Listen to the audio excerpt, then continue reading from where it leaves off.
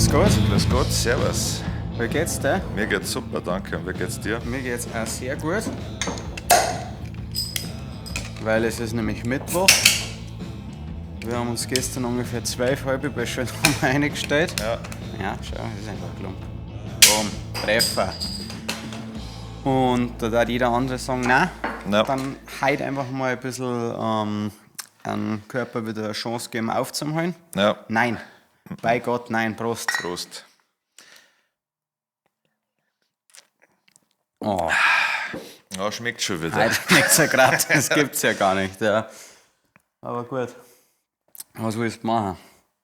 So, wir haben heute ein kleines Special, insofern die Leute von Alpine FM da am Start sind. Wir haben nämlich gleich ein Interview und werden das einfach mal mitnehmen, würde ich sagen, oder? Ja, damit ihr mal seht, wir nehmen euch jetzt wirklich in einen Tag Ja. von Los Brudalos mit und natürlich sind wir ständig umgeben von verschiedensten Medien Ja, und Berichterstattern und ja, gell? schauen wir mal. Jetzt wird er uns einfach richtig schick korben und wird sagen, nein, Ja,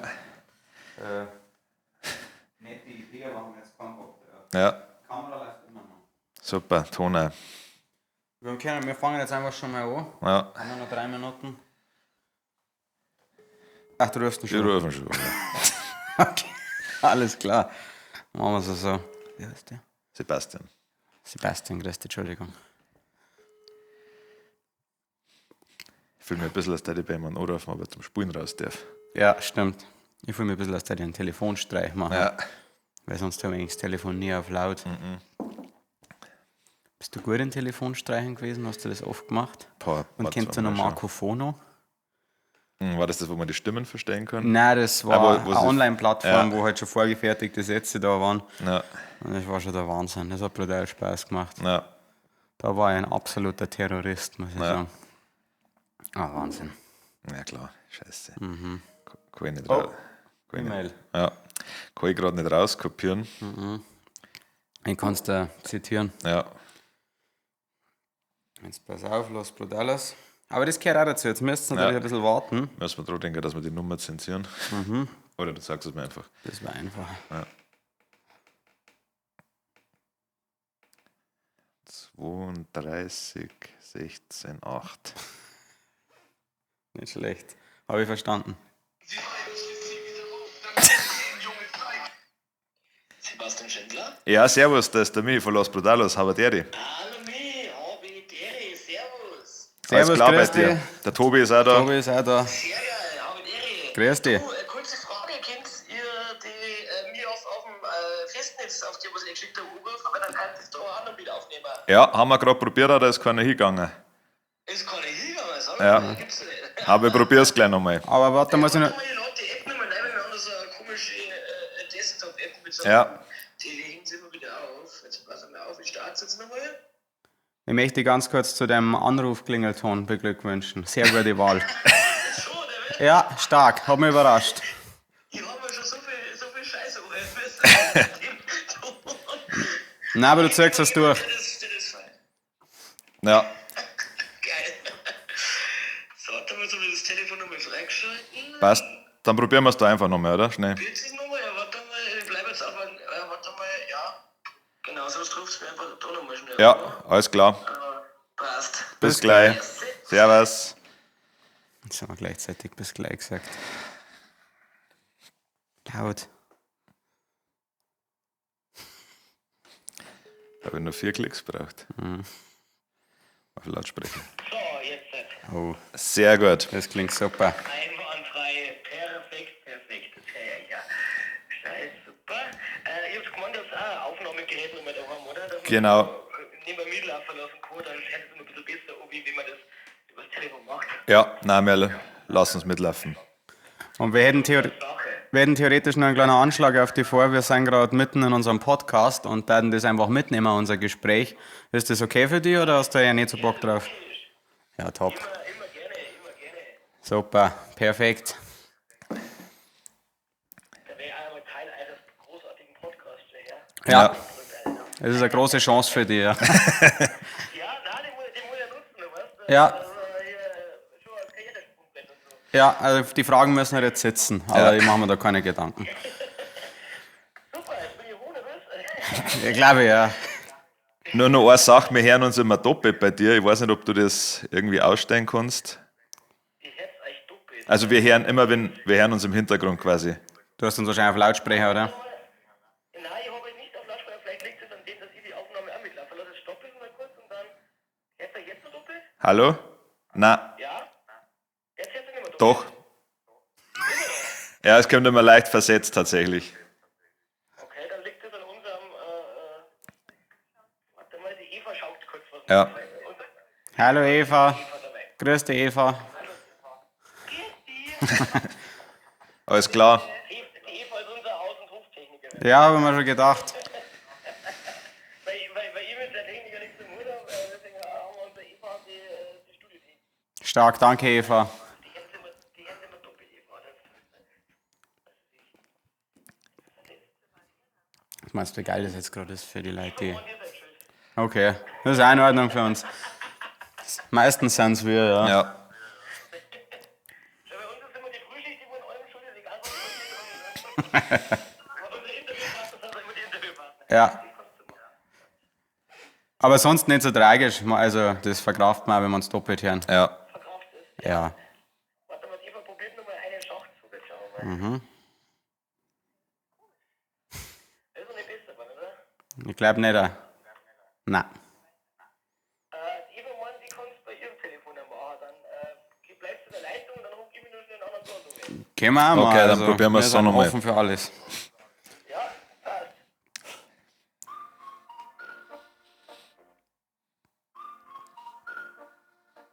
Ich glaube, es ist für die Podcast halt bis jetzt spannende Reise. Aber hey, Ich denke auch, ja. Aber das ist eben das. das ist part of the job, part of the journey. Ja. Das ist, ich darf es als immersives Erlebnis Ja, bezeichnen. schon, ja. Warte, ich sage mal was. Ja, Oh ja, fantastisch.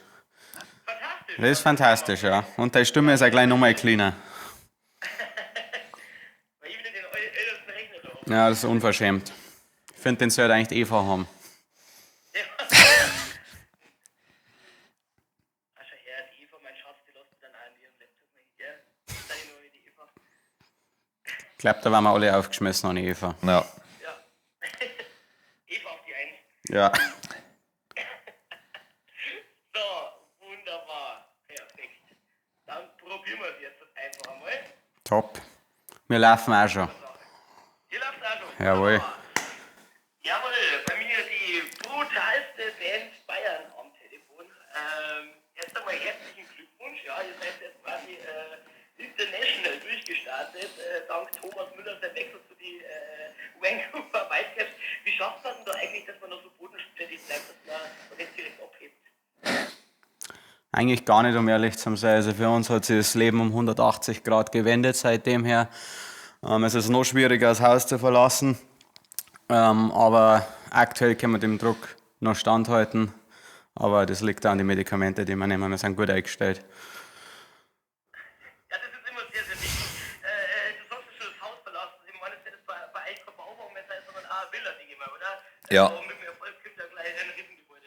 Ja, genau. Also spätestens seit Bauwagen, also ironischerweise, nachdem wir den Song rausgebracht haben, haben wir auch schon bald unsere Koffer packen müssen, um eben in die nächstgrößere Immobilie zu ziehen. Wir sind wie diese Schnecken, die an die Häuser wechseln oder Krebse. Ja.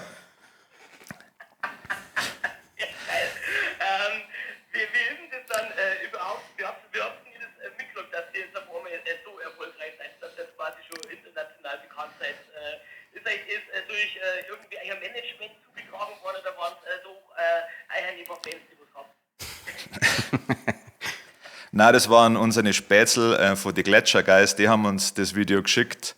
Die haben das beobachtet, die Ankunft von Thomas Müller, das Reel, und haben es uns dann zukommen lassen. Genau. Saugeil. Es ist ja, ich hab's dann auch gesagt, aber Sky und alle haben sie geteilt und ist ja brutal geil, dass das auf einmal da drüben aus in die Wellen stockt. Jetzt haben wir dir jetzt ein bisschen auf Englisch rumgeschrieben. Könnt ihr hier jetzt vorstellen, sagt Zack und Zah, jetzt machen wir so einen Thomas, nur mal vielleicht das Little Thomas Müller in der Vancouver Whitecaps Stadionfassung, vielleicht sogar mit den Whitecaps Fans, aber Also dafür müssen wir das erst einmal entschuldigen, dass er sich zum ersten Entwurf des Songs bisher nicht gemeldet hat. Dann kann man es uns schon vorstellen. Na, Schmarrn haben wir tatsächlich schon überlegt, ob wir so eine kleine Gaudi-Version rausbringen für die Whitecaps. Also kann man schon in Frage. Sehr gerne. Hast du da Kontakt zu irgendwann von da drüben? Na, aktuell nicht. Also wir schreiben ein bisschen hin und her und liken Stories, aber mehr von die Fan, wie nennt man das, von einem von Fanclub, oder? genau. Aber jetzt mit den Whitecaps selber haben wir aktuell noch keinen Kontakt. Ich glaube, da ist mir gemeint, also die Whitecaps selber haben uns doch auch verlinkt, oder? Da ist mir. Schon? Ich Bin mir glaube, nicht das waren 100% eben sicher. die Whitecap Southsiders, oder wie die heißen. Aber wir werden auf jeden Fall einen Kontakt einmal herstellen und schauen, was sich so ergibt tatsächlich. Wahrscheinlich werden sie uns brutal korben, aber dann ist es auch halt noch. Ja. Wir schicken wahrscheinlich. Der Thomas hat jetzt eigentlich auch nach wie vor gekoppelt. Du hast dich immer noch nicht gemeldet bei euch. Nein, noch nicht, zu unserer Überraschung. Ja. Eigentlich haben wir gedacht, dass wir schon fast beste Freunde sind, aber das ist anscheinend eine einseitige Beziehung. Ja. Ja, der muss jetzt aufs Elferschießen mit drin konzentrieren. Ja. Im gewissen Alter ist es auch oft nur so einfach, dass man da beides macht. Vor allem, wenn ihr wisst, ja, wenn man irgendwann mal abhebt, dann kann man halt einfach nicht mehr über jeden melden. Das ist halt einfach brutal. Ja. Nein, das ist genauso wie er machen, ja. Jetzt habt ihr aber nicht nur den Thomas Müller-Song, der jetzt eigentlich ja schon vor 2 Jahren rausgekommen ist, der wo jetzt bei euch sag ich jetzt mal wieder im Hype ist dadurch, sondern auch eine brandaktuelle Nummer. Jetzt habt ihr Oberland Eicher-Massaker-Nummer rausgebracht, auch gut durch die Decke gegangen. Dann habt ihr gesagt, okay, es langt aber noch nicht mehr, hauen gleich Nummern aus. Aktuell läuft im Kino das Kanu des Manitou. Ihr habt den Schuh des Manitou jetzt rausgebracht, ja. 24 Jahre nachdem der eigentliche Schuh des Manitou rausgekommen ist. Warum hat es so lange gedauert? Also wir haben den Song schon länger in der Pipeline, beziehungsweise die Idee zu dem Song.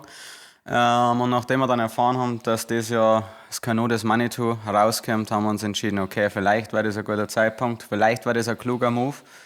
Ja, und dann haben wir Gas gegeben, haben den Song geschrieben, recorded und sind echt mega happy mit dem Ergebnis. Also ein Song, den ich privat auch sehr gern höre. Kann man mal dazu sagen. Das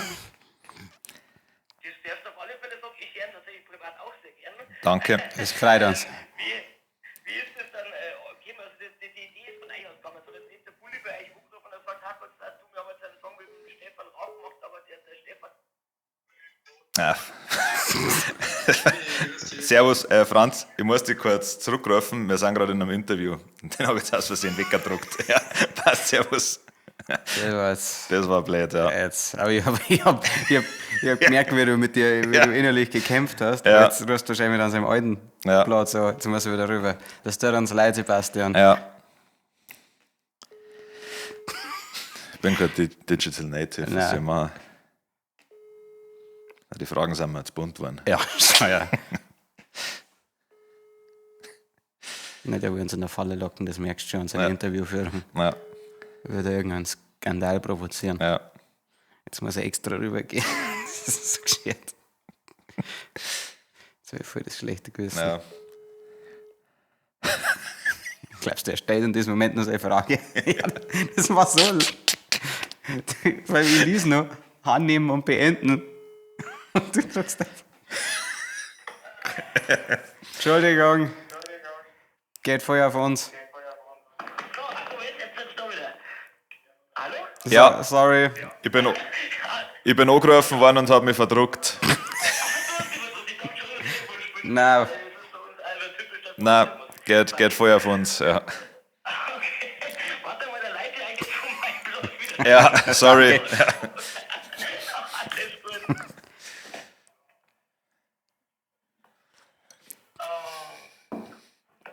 Das mag man doch nicht. Nein.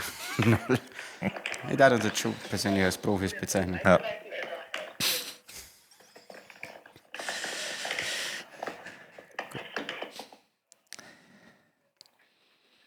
Ja. Ich habe so geschissen mit Alpine FM.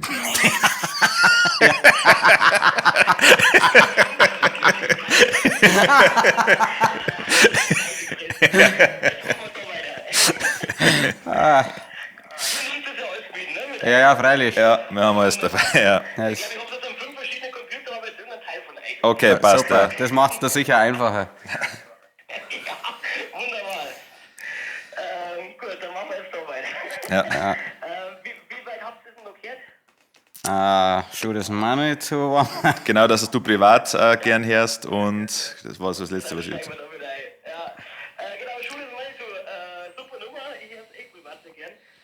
Wie war es? Ist er selber draufgekommen, dass sagt, okay, wir brauchen das so, da hat er echt der Bulli angerufen und hat gesagt, kann gut sein, wir haben mit dem Stefan Rabert was aufgenommen, aber der Raub, der bringt einfach nichts mehr. Das müssen Sie machen. Wie ist das zustande gekommen? Nein, wir waren da nicht im Kontakt mit dem Bulli.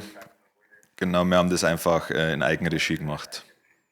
So als kleines Tribut, würde ich sagen, weil uns der Song, der Film schon unser ganzes Leben lang begleitet. Und wir haben den wann haben wir das letzte Mal angeschaut? Vor 2 Monaten oder so. Ja, extra haben wir uns nochmal einzustimmen auf den Song. Ja, und haben dann festgestellt, dass wir den kompletten Film mitdrehen können. Das kenne ich auch, ja. Ich glaube, der Traumschiff ist der Preis ist bei mir, also die zwei Filme, glaube ich, sind die einzigen, die man ja wirklich komplett von Anfang bis zum Ende auswendig kann.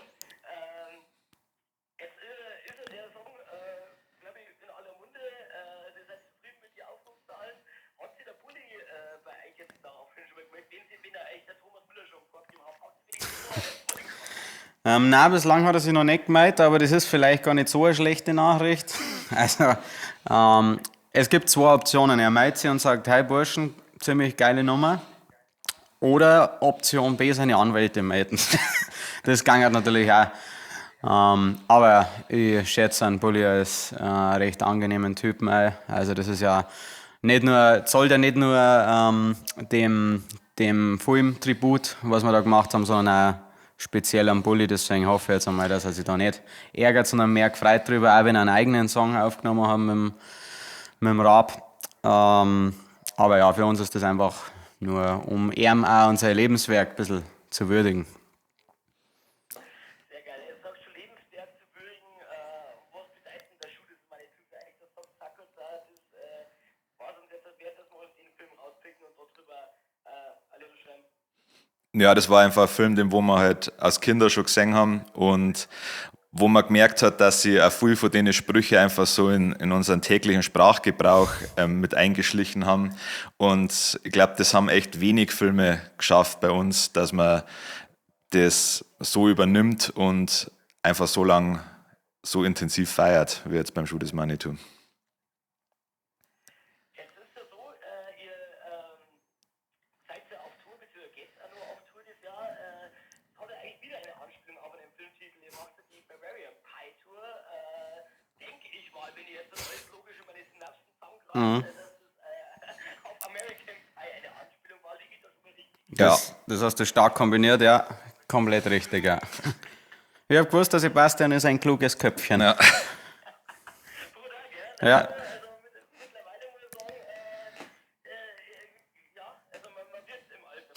Ja. Also hat sich dann senil und ich bin tatsächlich, kriegt mein IQ von 62 Tonnen. Okay, stark, Angeber. Ja. Wird es jetzt dazu auch noch einen Song geben? Jetzt seid ihr schon so dabei, dass man über Filme hier Songs macht. American Bavarian Pie war vielleicht auch ein Thema, oder? Ja, wir haben schon tatsächlich überlegt, bis jetzt ist uns noch nichts Passendes eingefallen, aber auf jeden Fall unser ganzes Bühnenbild wird passend zum Thema gestaltet dann bei der Tour. Das können wir schon mal sagen. Die Anspielung auf American Pie. Mei, uns sind Ideen ausgegangen und haben wir ChatGPT gefragt, was eine coole Tour war, und dann hat er gesagt, macht halt American Pie. Nein, American Pie ist eigentlich auch was wir auch schon seit unserer Jugend kennen und was wir einfach witzig gefunden haben. Und eben, weil sie so eine geile Bühnenshow draus machen lässt. Ich kann schon mal verraten, es wird College-Jacken geben von den Los Brutales Viper-Dingers. Das ist unser imaginäres Football-Team. Genau, es ist einfach eine gute Basis, um eine geile Tour zu starten. Und die Filme sind ja auch legendär. Ja, wir vereinen da quasi alles, was bei American Pie auch ist, also quasi Party, Saufen und Witze, die wo schlecht gealtert sind. Ja. Ja, sehr gut. Vielleicht habt ihr da dann einmal die Möglichkeit, dass ihr einer von den Schauspielern bei euch meldet, den ihr auch noch vorher schon kapiert habt. Das war stark, ja. Also Ein Stifler hätte ich gern. Das oder der Sherminator. Ja. Ja, also Also ich glaube, ich bin eindeutig Stiflers Mom. ja, richtig. Und ja, ich weiß gar nicht, wen ich am ehesten bin. Irgendeiner von den ungepflegten Typen auf jeden Fall, aber das sind die meisten, gell? Ja. Wie ist es bei euch? Ich meine, jetzt auf Tour, vielleicht die jetzt nie bei euch auf Tour dabei waren. Warum sollte man es unbedingt verpassen? Also beschreiben Sie mal gern so, der Abend zeichnet sich dadurch aus, dass du dich am nächsten Tag nicht an diesen Abend erinnern wirst. Das ist einfach ein Erlebnis. Das ist das Geile an unseren Konzerten. Du kannst öfter kommen, weil du dir ans letzte Konzert, wenn du das richtig machst, nicht mehr erinnern kannst. Und genau das ist auch der Vibe, den wir mit auf unsere Tour nehmen. Sprich, einfach mal 1,5 Stunden oder 2 Stunden komplett abschalten, sind mit seinen Spätzl nach München oder Regensburg oder wo wir noch überall spielen, begeben und einfach eine Gaudi haben und eine ziemlich übertriebene Bühnenshow sehen. Sind deine Aftershow-Partys dann auch so völlig übertrieben? Ja, Nutten, Koks und Biogas. ja und ja. Und alles viel zu viel. Ja, sind nicht gut darin, ein Maß zu finden, ein Mittelmaß. Seid ihr nur jung, man kann so nur alt. Danke, das haben wir schon lange nicht mehr gehört. Nein. Aber gefreut uns. War mir extrem wichtig, euch das mitzuteilen. Danke, Danke, ja. gebt uns gleich wieder ein gutes Gefühl. Wie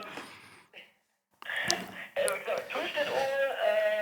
Nein, Ausbruch können wir uns dieses Jahr trotzdem noch auf andere neue Musik von euch freuen? Oder seid ihr jetzt so reich und rich, dass ihr sagt, grundsätzlich haben wir eigentlich ausgesorgt und lassen uns komplett im Arsch liegen? Ja, wegen am Geld machen wir das schon lange nicht mehr. Das ist einfach eine Beschäftigungstherapie, die wo zum Teil auch gerichtlich angeordnet worden ist. Deswegen müssen wir das auch machen. Aber wir haben tatsächlich schon einige Songs jetzt noch in der Pipeline. Es kommt sogar noch ein Song in dem Schuh des Manitou Kosmos-Thema raus. Und zwar wird der Song Puder Rosa Ranch heißen und der ist für unsere Verhältnisse, da die Song sogar ein bisschen gesellschaftskritisch. Ja. Ich hoffe, dass unser Klientel das auch so wahrnimmt. Ja. Wir darf uns ja als die am meisten missverstandene Band Bayerns bezeichnen. Ja. Aber der Song ist auch ziemlich stark und wie der Kid Rap schon gesagt hat, muss man da ein bisschen mitdenken. Ja, sehr geil. Bin ich selber schon sehr, sehr gespannt. Ja, nicht, dass wieder so ein Shitstorm auslöst wie damals, ne? Mit der Influencerin, Fake-Influencerin. Ja, das war schlimm für uns. Das hat uns ganz schön zurückgeschmissen. Ja. Ja, du, nichtsdestotrotz, ich meine, wir sind ja Sender, die gerne die Künstler auch wieder aufbauen und auch die Künstler nehmen, die jetzt in der besten Zeit schon hinter sich haben. Ja, vielen Dank für die Chance an der Stelle. Ja. Ja, Passt, danke. ja. Du bist der Engel. Vielleicht können wir dann dank euch aufhören, auf Baumarkteröffnungen zum Spielen. Ja. Ja, aber man, das so Baumarkteröffnungen ist halt einfach schon die Vorstufe zum Megapark und sonst noch das nächste so Nachtflohmarkt ist dann auch noch geil. Das reicht aus, dann brauchst du eigentlich kein Brasswissen mehr. Nein, Ja. das stimmt. Der Nachtflohmarkt da ich auch persönlich als unser Next Step sehen. Ja. Oder so Studentenpartys von Philosophiestudenten. Ja, finde ich auch gut. Dann können wir da noch drüber reden. Ja. Ja, oder wenn es euch bei unseren Ruf versaut habt, dann ab zu die Whitecaps und da kennt euch, ja, da haben zumindest kein schlechtes Bild von euch. Nein, stimmt. Das einzig Blöde ist, wenn die uns einfliegen, dann spielen wir halt einen Song und dann wissen wir nicht, was wir machen sollen. Ja. Dann ist einfach nur peinliche Stille. Ja. Und sehr viel. Saufen verbindet, auch weltweit von hier. Absolut. Also da glaube ich, sind wir uns alle drei sehr einig. Ja. Wunderbar. Tatsächlich wollen wir die Fragen beantworten. Ich weiß nicht, habt ihr noch was euch auf dem Herzen liegt, was du so möchtest? Na. Nein, Na, danke für die Einladung und dass ihr bayerischer oder alpiner Musik eine Plattform gibt. Das ist auf jeden Fall cool. Können sie die großen Radiosender eine ordentliche Scheiben davor abschneiden oder die größeren, Entschuldigung. Ja. nein, auch von mir ein herzliches Dankeschön. Also ihr läuft bei mir tatsächlich auch. Seid auf der Radioposition 1 eingespeichert. Und es ist nicht selbstverständlich, dass jemand der bayerischen Musik wirklich so eine Plattform bietet und auch die ganz kleinen Künstler wie uns pusht. Das war ein Scherz, wir sind keine kleinen Künstler. Gaudi. Ja. Ja. Sehr geil. Wer ist eigentlich du? Und ja, wenn es mal zeitlich ausgeht, geht natürlich jederzeit bei uns im Studio vorbeikommen. Das Ding war halt dort das M, aber 3/4 Stunden Studio-Session gemacht. Stark. Live gejammt sogar, gell? Also hier bist du Freestyle rappen wolltest oder so, das heißt jederzeit willkommen. Ja. Top, vielen Dank. Ja, passt, super, du dann, heute eine länger auf, einen schönen Tag noch und Danke. bis demnächst einmal. Ciao, Ciao, Sebastian, dir einen danke schönen dir, Tag. servus. Servus. Und warte mal ganz kurz, schickt mir ihr das noch rüber? Ja, klar. Machen wir. Das wäre super. Perfekt. Also, Passt. Für dich. Servus. Das war der richtige Knopf. Ja, jetzt habe ich sie gekriegt, ja.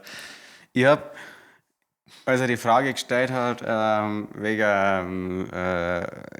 er die Frage so gestellt hat, oder seid ihr jetzt schon so reich, ich habe ganz genau gewusst, wie die Antwort lauten wird.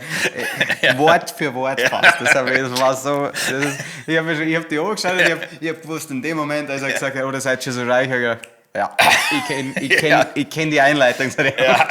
Nein, wegen am Geld machen wir es schon lange.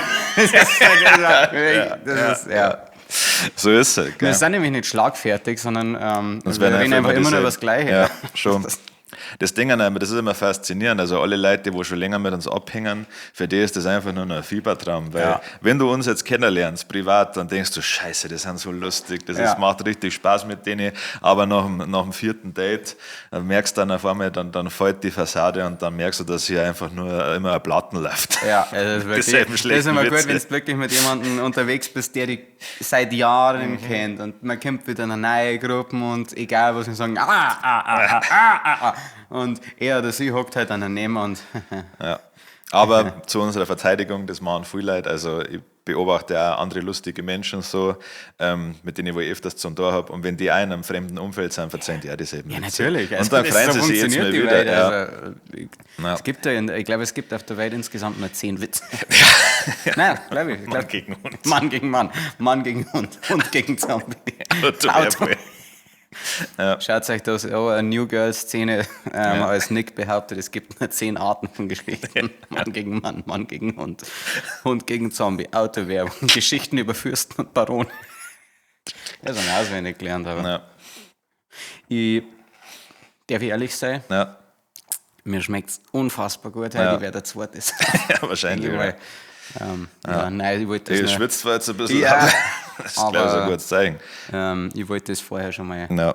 ganz klar an Ja, den wir haben ja Raum- noch ein Date mit Mike, zwar nicht in Persona, aber. Das war halt jetzt geil. Ich glaube, wenn der Mike jetzt vorbeikommt, dann da die hier schlafen. Ja. Oder einfach so.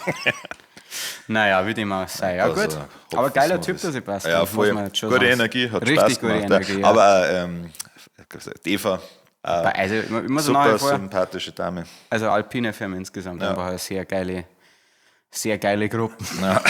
Geile bloß. Ja, waren eine gute Ich Mieten. wollte Eva schon lange mal fragen, warum eigentlich unser Interview mit dem von Fenzel das einzige ist, was auf diesem verschissenen Brasswiesen-Channel rausgekommen ist. War das nur von Alpine FM oder das war doch Also ich eine glaub, das Zusammenarbeit war- ja. mit Spread Films, oder? Ja. Oder Brasswiesen, keine Ahnung. Ne? I don't know. Aber da hat ja alles passt, da war ja Hackerwerbung und bla bla bla. Ich glaube, weil unser Interview halt sehr, sehr stark war. Vor allem, du kannst ja auch nicht sagen, du kannst es auch nicht drauf schirmen, dass entweder sie haben brutale technische Probleme gehabt, haben Ja. das Material verschmissen. Ja, stimmt. Ähm, Dann haben sie halt nochmal Glück gehabt. da haben sie, das ist unser ich möchte nicht Interview. angeben, aber ich glaube 80.000 Euro für das Interview. Klar, waren die Klicks gekauft zu 99%, weil Ja. ich glaube, es gibt einen Kommentar drunter. Ja. Und der ist für irgendein Robot. Ja, Bot. richtig, ja. Robot. Bist du auch so alleine? Ja. Und ich denke mir, naja, Ja, schon. Hilfe. du willst nicht mehr alleine wichsen. Und ich denke mir, naja, Kommt eigentlich drauf ist mir an. egal. Ja, schon, ja. Weil ich weiß halt dann ganz genau, was ich Spätestens mache. nach dem Wichsen bin ich sehr, sehr froh, dass ich allein bin. Ja, stimmt, ja, weil, Ja. ja. Dann muss ich mir erst einmal wie so ein Serienmörder komplett in der Dusche abputzen, sodass Ja, so ein bisschen wund bin ich, so bin ich ja, dann. unter die Fingernägel und Das alles, Problem ja. ist, wenn ich mich dann Wunsch schub, werde ich wieder geil, dann fange ich wieder das Wichsen. Und so kann es sein, dass ich einfach einen kompletten Tag in der Dusche Ja. verbringe. Ja. The Circle of Jerk, ja. Jerking. So, Circle of Life, das ja, ist gut. geil. Oh ja, Gehen wir zum Fanti. normalen Podcast. Ja, gern. Ein bisschen Zeit haben wir noch. Ich möchte mich schon mal bei allen Hörern entschuldigen für die langen Pausen dazwischen beim Interview. Ja. Aber eigentlich ist es mir scheißegal, ihr müsst es ja nicht anhören. Na, vielleicht machen wir das mal einen Timestamp, dann könnt ihr es skippen. Oder ihr schaut es einfach selber. Es Also, gibt halt einfach so lange, bis ich hoffe halt, dass du gerade im Auto hockt und denkst, Ja. geil, du hast brutales Podcast. Und dann merkst du, oh fuck, da sind sehr viele Pausen drin. Ja. Und während dem Autofahren ist es saublöd, was zu skippen. Und Ja. ich hoffe, dass der eine oder andere sich in dieser Situation wiederfindet. mehr soll uns der Sebastian ein Foto von ihm schicken, können wir das so einblenden. Das wäre geil. Ja. Ja. Und auch seine Tonspur. Die suche ich einfach bei Insta. Ja, Über schon. mein Fake-Profil. Ja. Damit Hast du gewusst, Entschuldigung, jetzt wo wir gerade beim Sebastian sind. Ja. Elefanten können nicht springen und sind damit die einzigen Säugetiere mit 4 Beinen, die nicht springen können. Das habe ich gewusst, ja. Okay. Können Nilpferde springen? Also das sind für mich auch nur hässliche Also ja, ich Elefanten. glaube, die habe ich schon mal. Schon so. Die springen, also das erste, wo ich gedacht habe, okay, warum soll der Elefant so machen? Aber ich glaube, die können schon irgendwie. Okay. Aber irgendwie, ich weiß Also- nicht, das ist eine Definitionssache, oder? Ja. Was ist Springen? Oh, warte, ich habe so lange zurückhalten müssen. Von Ja. Sebastian wollte mich nicht blamieren. Ich schaue mal, ob Nilpferde springen können, weil das ist schon ein guter Punkt. Also ich kann mir NASA nicht springend vorstellen, also alles, was so in diese großen Dickhäuter-Tiere. Nilpferde können nicht springen. Ja. Zumindest nicht so, wie wir es von vielen anderen Tieren kennen. Sie sind zwar sehr kräftig und können erstaunlich schnell rennen, bis zu Ja. 30 km/h. Okay. Allerdings können sie beim Laufen kurzzeitig alle 4 Füße vom Boden heben, ähnlich wie beim Galopp, was ein bisschen wie Springen aussieht. Okay, ja gut, das werden Elefanten wahrscheinlich dann nicht kennen. Na, Aber gut. doch, klar, nein, die stimmt, die traben mehr, gell? Ja, ich glaube, ja. Oh, was ist die Woche passiert? Haben wir schon kurz angeschnitten. Gestern waren wir bei Schwarrammer, haben wir ein paar Reels gedreht. Ist immer ein bisschen anstrengend, Reels zum Drehen, aber war trotzdem ein lustiger Tag an sich. Voll geil, das ist immer, wenn wir bei Schorama sind, eigentlich. Ja, alle ein Leute, guter die da Mut, waren. weil die Ja. saufen haben alle schön mit. Ja, Nach wie vor ein riesiger Lukas-Fan, muss man ja einfach sagen. macht da jeden Scheiß mit. Ja. Ja. Aber auch der Matthias vor ihm stark Nein, gewesen. den kann ich aufs Blut nicht leiden. Okay. Matthias mag ich nicht, Ja. den Christian mag ich nicht, Ja. die Alfred. anderen auch alle überhaupt Ja. gar nicht. So ist schon wieder der Franz. Das- Nein, es sind echt nur geile Typen, es gibt keinen Deppen bei Schönrahmen. Nein, wir sind noch keine. Die anderen ganz Ja. Angestellten, alle super. Nicht einmal die Kunden. Klauern sind hat mich einfach fast beim Gabelstapelplatz angefahren und hat mich angeschrien, aber sonst. Ja, eine brutale Aura gehabt, da ist das einem fast ein Gabel gelaufen, weißt Ja. du, also, das machst du nicht oft. Hat er recht. Hat er zu 1000% recht gehabt. Ja. Hast du ja noch einmal gemacht dann. Ja, da hat er auf jeden Fall, wollte etwas anderes sagen, aber hat dann mal die Nachricht gelesen. Ja. Dann waren wir gestern im Kanu des Manitou und Ja. Freunde, Ja. ich habe nicht einmal gerechnet, dass Ja. ein so legendärer Film wie der Schuh des Manitou einen so würdigen Nachfolger Ja. kriegt. Klar, sind wir mit 8,5 in dieses Kino gesteuert. Und also jetzt, das ist echt schockierend. Es ist Ja. wirklich schockierend, was für einen hervorragenden Zustand wir nach Ja. der Menge an Bier, die wir getrunken hatten. Weißt du, was ich meine, neu in diesem Kino geguckt sind. Das Einzige, wo wir es uns angemerkt haben, ist, dass wir halt gekichert haben wie kleine Schulmädchen. Aber es hat keinen perfekten Satz gegeben in dem Film, wo ich nicht lustig gefunden habe. Klar, ich bin wahnsinnig positiv in den Film, also mit positiver Einstellung reingegangen. Ja. Stark, einfach nur stark. So viele Sachen so klug gelöst. Ja. Ich möchte nicht spoilern, aber es ist ja natürlich immer noch ein großes Thema. Was darf man Indianer sagen oder darf man nicht Indianer sagen? Ich sage ja. Lösen es sehr gut in dem Film. No. Ich fühle mich jetzt immer blöd, wenn ich Ja sage, weil ich weiß nicht, was der Frido oder der Rudi klar. war. Die beide haben. Ja, Ja. ich sage es ja wirklich so. Ja, gut, aber du kannst ja nicht nur die ganze Zeit. Nein, das ist ja. Das Das haben wir passt schon schon, du oft machst nur. das schon gut. Ja. Ja, das ist halt eine Reaktion auf was, also bitte. Da hast du recht. Wohl wahr. Ich habe ein paar Kommentare gelesen bei TikTok, dass es eben nicht, dass er das zu verweichlicht ist quasi. Aber fand Kanu jetzt des gar- Manitou? Ja, Nein, also null. dass sie sich eben nicht getraut haben. Aber ich finde, dass sie es super gemacht haben. Also finde, dass es nicht an Charme verloren hat. Klar, jetzt der Nein. Winnie-Touch war jetzt nicht so krass im Fokus, oder? Ja. Doch, der Winnie-Touch war jetzt nicht so krass im Fokus, aber hat auch seine Momente gehabt auf jeden Fall. Ja, und sie haben sie wirklich nicht versteht, finde ich. Also, und Ja. wie gesagt, sie haben mal Winnie-Touch nicht ins Hohlkreuz, Frau Wolf. Es sind ja echt immer so, ich habe gestern gemerkt, dass wir schon sehr unser Humor ist sehr dialogbasiert, Ja. weil wir oft gelacht haben, wenn die anderen Leute nicht gelacht haben, einfach weil Ja. es halt also ein paar Frechheiten waren. Ich meine, er bringt ja da dieses Shampoo mit, das grüne Apfel. Ja. Und dann komplett schon Oh, hier riecht es nach grün. grüner Apfel. Ja. Finde ich sehr lustig, sowas. Ja, also dann hat er aber auch ganz, ganz schreckliche Slapstick-Momente drin, die aber halt irgendwie darf das der Bulli. Ja. Das ist einfach, es passt in den ganzen Vibe des Filmes und ja. Ja, viel schlechte Wortspiele, wo ich wahrscheinlich, wenn ich keine 8 habe gesoffen hätte, nicht ganz so lustig gefunden hätte. Ja. Aber wie gesagt, das ist ein rundes Ding auf jeden Fall. Und auch als Erwachsener, klar, wir sind mit einer extrem positiven Einstellung eingegangen. Aber ich habe auch Angst gehabt, verletzt zu werden. Ja. Und bin aber auf jeden Fall besser gelaunt aus dem Kino gegangen. Vielleicht, weil ich im Kino auch noch mal 2 halbe gesoffen habe. Ja, klar. Und eine Tüten Popcorn gefressen habe. Vor allem die letzte halbe einfach in den letzten 10 Minuten. Ja.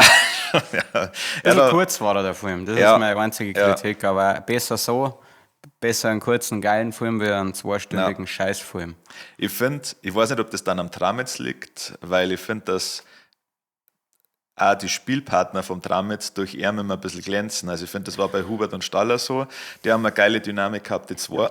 Ja. Aber ich finde auch der Bulli und der Tramitz haben gemeinsam eine sehr unterhaltsame Komik auf jeden Fall. Ja.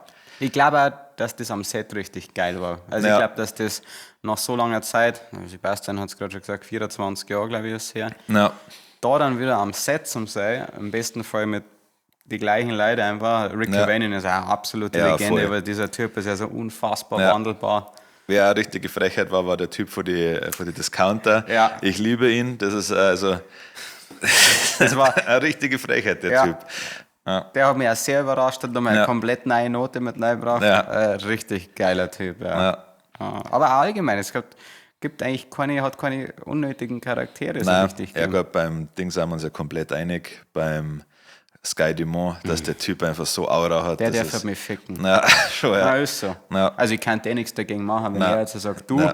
dann sage ich, Da wären meine okay, Knie zur Butter. lass mich, ja, Bei 80 Grad in der Sonne. dann sage ich, lass mich doch noch vorher duschen und das Sky Demon macht. Dann sage ich, okay, dann Ja. soll es so Holt er sein. seine Taschenuhr raus und Ja, sagt, dann sage ich jetzt, ich kehre dir da diese. ja. Ja, mega geiler Typ. Ich glaube, gibt wenig deutsche Schauspieler. Ja gut, der ist ja Österreicher, oder? Der wo bei die Der Christoph Ja. Waltz, keine Ahnung. ist nochmal, geht Ich noch weiß mal nicht, ich ähnlich. hätte ehrlich gesagt gemeint, nicht, aber ich glaube schon. Ja, ich finde, das ist auch noch einer, der wo ein bisschen Aura hat, Der ist aber irre. nicht so viel also nicht ganz so viel Klasse wie der Sky Dumont. Ja, Aber es macht da die Rolle er war auch wahrscheinlich. nicht in diesen Rollen, ne, das Geile. Ja! Nichts passiert. Nein. Nein, wirklich. Also, ich meine, ihr habt ja den ersten Film gesehen, gehe ich davon aus. Und Sky Dumont, also der Santa Maria, verschwindet ja da am Treibsand oder was das ist, oder in irgendeinem Suit. Ja. Und sein Comeback oder die Erklärung dafür, warum er das überlebt hat, das heißt ziemlich stark gelöst. Ja. Auch nicht spoilern. Müsst ihr anschauen. Stimmt, das wollte ich noch sagen, dass bei der Sebastian gefragt hat, ob sich der Bulli schon bei uns gemeldet hat. Der war ja gerade auf Kinotour, also ich schätze, der wird einen Fick drauf geben, was wir hier schreiben. Ja, ich bin noch nicht auf Kinotour. Ja, ja, aber nur das kann man noch zusätzlich dazu, dass sie uns an die Promophasen überschnitten haben. Ja. Ja, Bulli muss man jetzt schon auch nochmal sagen, glaube ich, werde meine Meinung ändern, sobald er uns so zu erklären. Aber schon ein sehr, sehr geiler Typ, muss man sagen, wenn du seinen Werdegang also anschaust. Ja. Nach Traumschiff Surprise war er bei George Lucas vorstellig, Ah ja. weil sie eben gesagt haben, weil Traumschiff Surprise war so wahnsinnig erfolgreich, dass halt dann der George Lucas gesagt hat, ja okay, hat er Bock Ja. für ihn auch zum Schreiben. Ich weiß nicht mehr genau, was er genau haben wollte, aber er wollte ihm nach Hollywood holen und Ja. der Bulli hat gesagt, nö. Mich würde es tatsächlich interessieren, ob sie Schwule vom Traumschiff Surprise wirklich angegriffen fühlen. Ich habe letztes Mal ein Interview von Bulli gesehen, dass er halt gesagt hat, dass alles, was er da so dargestellt hat, war ja nichts, was er erfunden hat, sondern es war halt inspiriert von Bekannten aus seinem Freundeskreis und da gab es halt ein paar so Homosexuelle, die halt ein bisschen tuckig waren quasi. Ja. Und dass die das komplett zum Schießen gefunden haben, aber dass natürlich auch immer, natürlich sie ein paar Leute schon angegriffen fühlen. Aber ich bin mir immer sicher, weil da gab es ja dann einen Zeitungsartikel von keine Ahnung, Berliner Kurier oder irgend sowas, die wo das dann noch mehr aufgegriffen haben. Und ich glaube, dass da einfach so, der ist wahrscheinlich nicht mal schwul, der wo das geschrieben hat, Quelle, weiß ich nicht, der war einfach so ein bisschen so einen pseudobissigen Kommentar dazu abgeben wollte, obwohl er mit dem Ganzen gar nichts zu tun hat. Die Menschheit sucht halt einfach und ganz speziell viele Medien dann Ja. suchen einfach einen Grund, sich über irgendwas aufzubringen oder halt irgendeinen Angriffspunkt oder irgendeinen Haltepunkt, wo es dann sagen, okay, da kann ich jetzt. Und es ist natürlich immer einfacher für jemanden, der gar nicht verteidigt werden will, einzuspringen, weil sobald du dich in die Verteidigerrolle begibst für jemand anderen, bist du ja immer der Gute. Ob das der andere will oder für nötig, halt ist aber denjenigen scheißegal. Und ich weiß nicht, also ich finde, es ist aber das ganze LGBTQ, der ganze Stuff, sage ich mal, das ist ja das Amüsante ist, die ganzen Schwulen und Lesben, die ja seit sehr langer Zeit dafür kämpfen, dass sie einfach sein dürfen, wer sie sind. Fühlen sie teilweise sehen diese LGBTQ-Bewegung eher als Rückschritt, weil die halt so drüber ist oft. Und auch ganz viele, die eigentlich gar nicht in dieser Bewegung sind, sondern auch das machen, dass sie es halt eben verteidigen wollen oder sagen, das könnt ihr aber nicht machen. Dadurch kriegt das Ganze so einen schlechten Ruf in der Öffentlichkeit, dass es eigentlich ein Rückschritt für die Schwulen und Lesben ist, die einfach nur in Ruhe haben wollen. Ja, ich glaube, dass das dann, also klar, man muss ja darauf aufmerksam machen, dass alle Menschen ja gleich behandelt werden sollen, egal was, wenn sie bumsen. Aber ich glaube auch, dass das dadurch härter gekocht wird, wie es dann gegessen wird und oft für Probleme sorgt. Genauso wie manche politische Sachen, wo es dann einfach, wenn man einfach nicht drüber redet, wo es dann kein Thema war. Aber das ist halt alles sehr emotional aufgeladen und deswegen funktioniert es halt gut, das damit Content zu machen, sage ich jetzt mal. Ich glaube auf jeden Fall, dass die Leute, die, sage ich mal, im Traumschiff Surprise parodiert werden, also diese klassischen tuckigen Schwulen, ich weiß nicht, wie ich es anders beschreiben soll, sie am wenigsten angegriffen fühlen, weil keiner kommt ja so tuckig, meiner Meinung nach, auf die Welt. Schwul, aber so tuckig, das ist halt was, das ist eine Entscheidung, das getroffen haben, was soll wer sie finden, das ist die Art und Weise, wie ich mich nach außen präsentiere. Und ich glaube, die sind sich schon darüber im Klaren, dass das einfach auch, was das für eine Wirkung hat. Und wenn man darüber lachen kann, ohne die Leute auszulachen, ist das doch rein positiv, finde ich. Ja, schon. Es ist ja auch nicht so, dass der Bulli sich in seine Filme dann hingestellt hat und mega schwulenfeindliche Sachen propagiert hat. Von dem her, glaube ich, hätte es nicht braucht, dass man die Schwulen in Schutz nimmt in diesem Fall. Ja, sicher genauso. Du warst auf dem Cameron Whitcomb-Konzert, steht da noch? Das ist korrekt. Absolute Empfehlung. Sehr so Country, oder? Country und Country Singer, Songwriter, Stuff. Ich glaube, der ist gerade mal 24 oder sowas. Junger, ehemaliger Drug Addict, aber mit einer unfassbaren Energie auf der Bühne. Also, das ist halt wirklich, das ist wie so ein Vergleich auf der Bühne wirklich, wenn du einfach einen Maishack hinstellst. Schaut er teilweise völlig übertrieben aus, was er macht, aber das reißt die echt komplett mit. Krasse Stimme. Also schaut es nachher mal an, wenn ihr die Möglichkeit habt. Er war im Backstage am Werk. Das nächste Mal, glaube ich, wenn er nach Deutschland kommt, wird er eher an die größeren Venues spielen. Thema der Woche haben wir. Cool. Wie weit dürfen Witze gehen, haben wir schon angeschnitten, haben wir, glaube ich, auch schon oft drüber geredet, eigentlich im ganz Groben und Ganzen. Lacht die Gesellschaft mittlerweile zu wenig? Über was darf man lachen? Wie wichtig ist Humor im Alltag und geht Wokeness zu weit? Das sind die Fragen. Sind wir, wenn wir schon oft gesagt haben, kommen wir auf den Fall drauf an. Und ich glaube, dass insgesamt schon, vor allem in Deutschland, der Humor ein bisschen auf der Strecke bleibt. Das ist in anderen Ländern, glaube ich, besser gelöst oder unkomplizierter, jetzt bei den Amis zum Beispiel. Aber bei denen werden viele Sachen so wie Hautfarbe oder sowas auch in Serien ja viel öfters thematisiert. Also so wie, wird dann drüber geredet, wird es zum Thema gemacht, dass jemand schwarz ist quasi. Weiß nicht, ob, überleg gerade, wenn es vor Blogs oder so sagen, sie sind Kanaken, gell? Also über sich selber. Aber nicht so, es glaube ich hat bei uns eigentlich nicht so einen hohen Stellenwert. Hautfarbe? Ja, also es gibt natürlich so rassistische Probleme, sage ich jetzt mal, aber es wird in der Medienlandschaft, sage ich mal, nicht so, also in normale Serien und sowas wird es eigentlich nicht so breit getreten.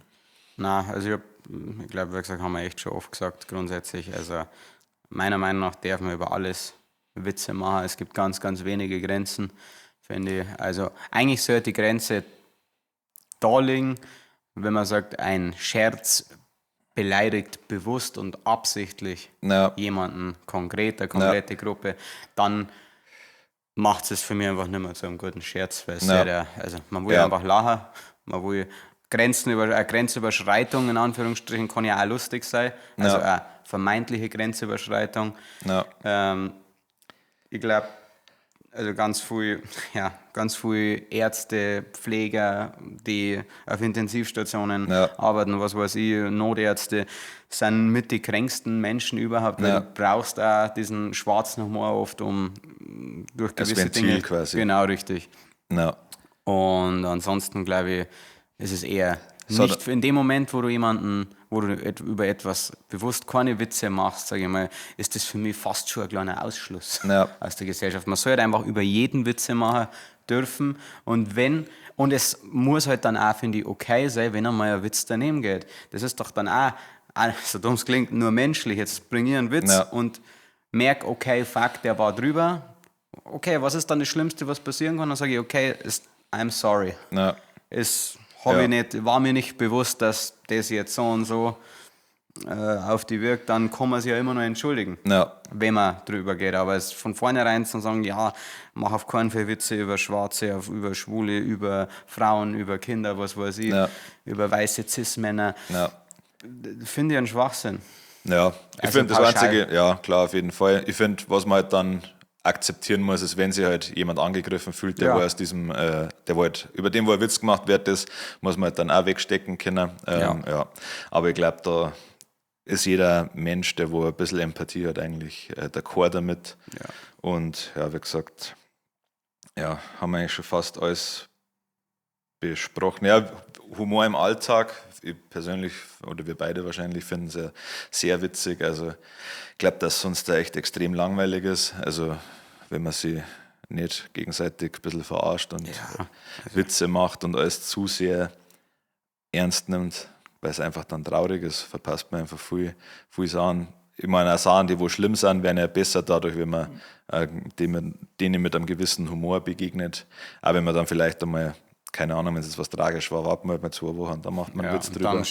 Dann tastet man sich so langsam vor und dann zu 99%. Ja, ist natürlich dann auch immer die Frage, wie ist das Verhältnis zu den Personen? Wir können ja untereinander wildere Witze machen, wie jetzt zu einem Fremden macht oder zu einem weniger Bekannten, aber das ist ja eigentlich alles logisch.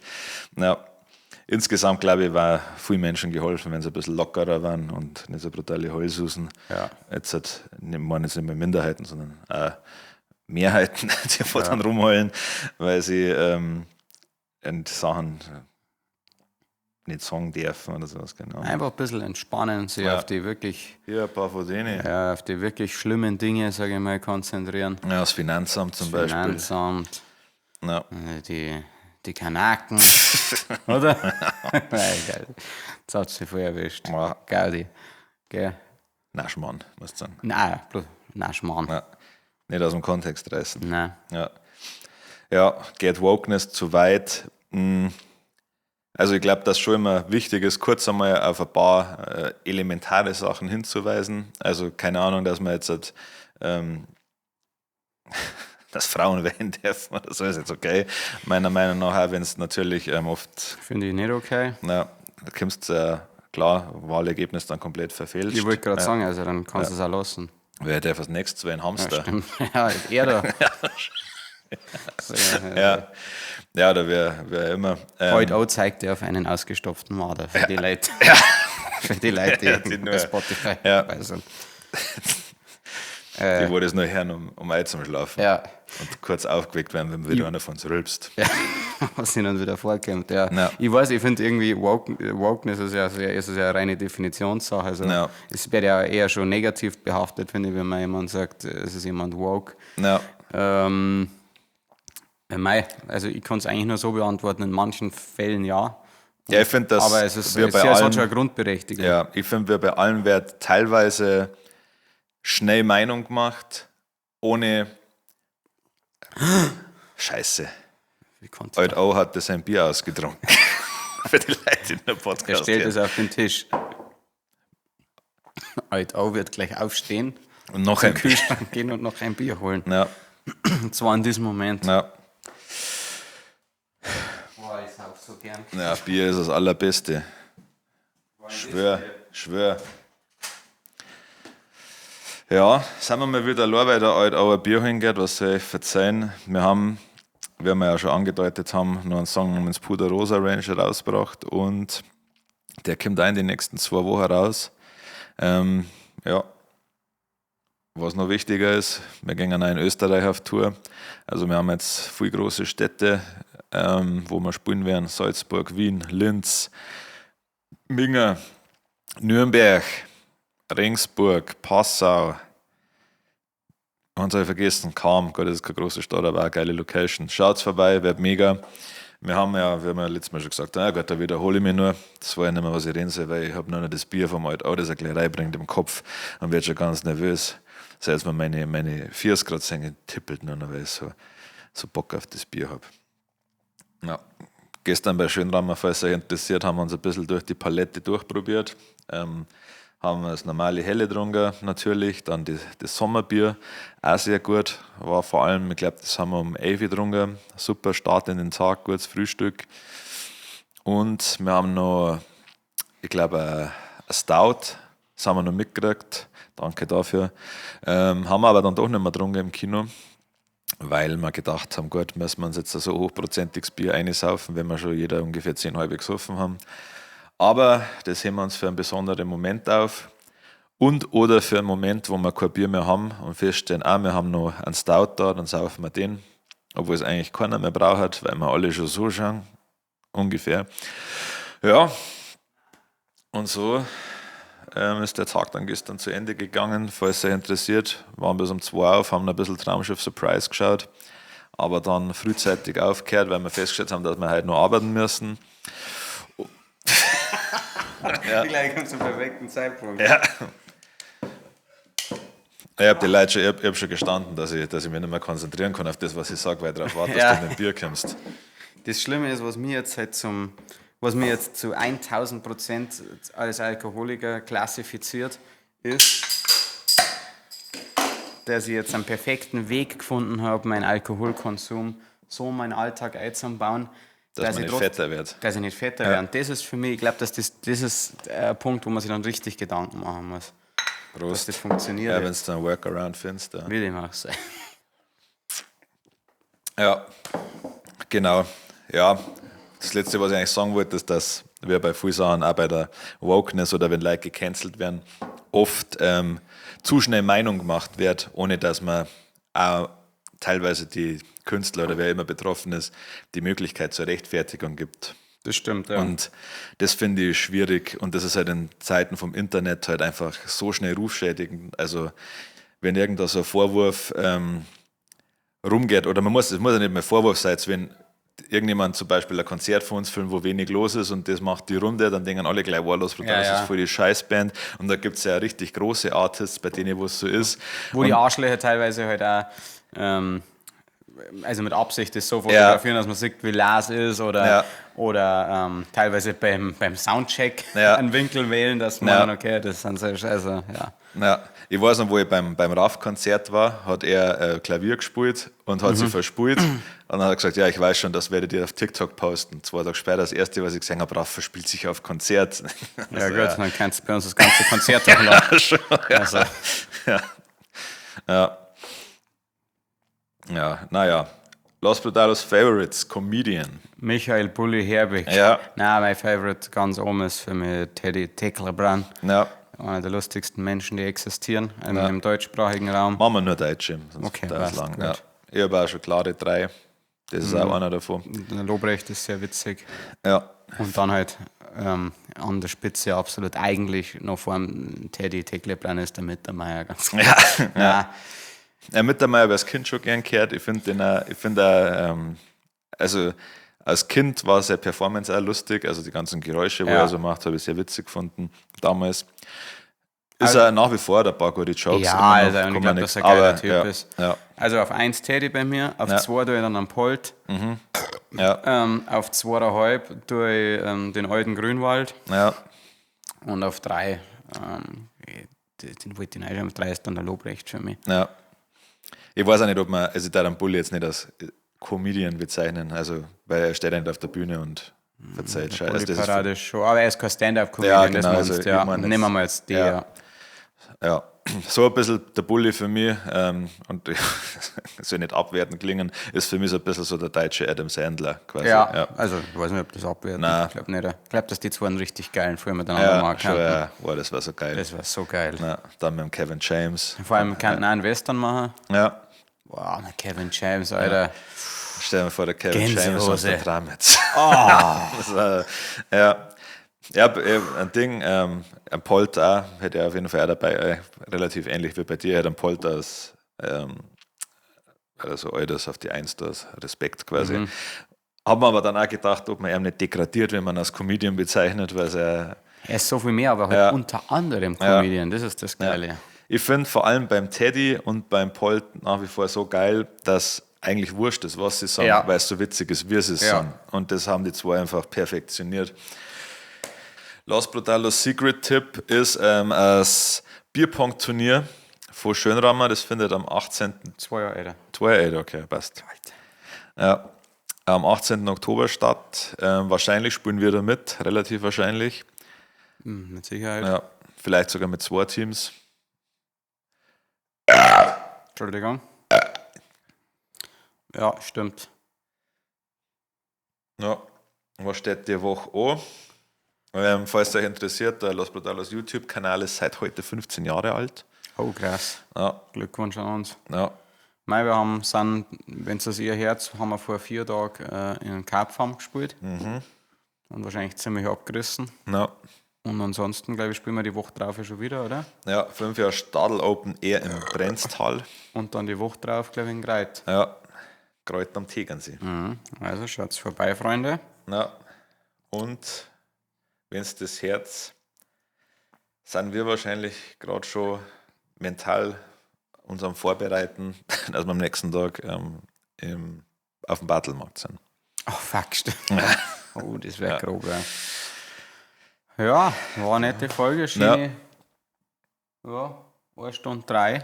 Ja, können wir mal schauen, ob wir ein paar Pausen rausschneiden oder Glaube so. ich nicht. Ja, War direkt der Schmarrn. ja, Dann danke fürs Zuschauen und Zuhören. ja. Auf euch. Schöne Woche, macht's es gut, Buben und Mädels. Im letzten Wort hat wie immer der wunderbare Harry. Danke.